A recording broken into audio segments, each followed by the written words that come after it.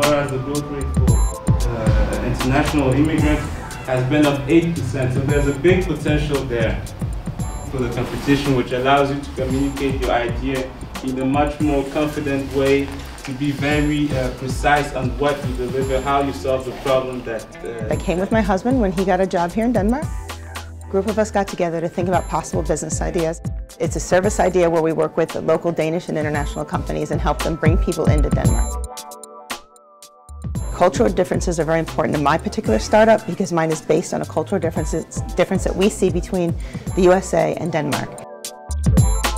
The challenges we have with this business right now are finding the regulatory agencies that are in charge of our businesses. It's hard to navigate some of the Danish websites. Even though we're all learning to speak Danish and to read Danish, sometimes it's very hard to go through the different layers of the websites and figure out who we need to talk to and what we need to do and what paperwork needs to be done.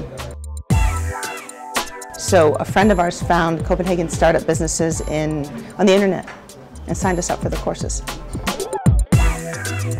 I expect this program to help me find the avenues I need to find the regulatory agencies I need to contact to make sure I know all the requirements that are out there to start a business, and particularly to find all the paperwork that I have to do to make sure I've covered every law and every regulation I have to meet.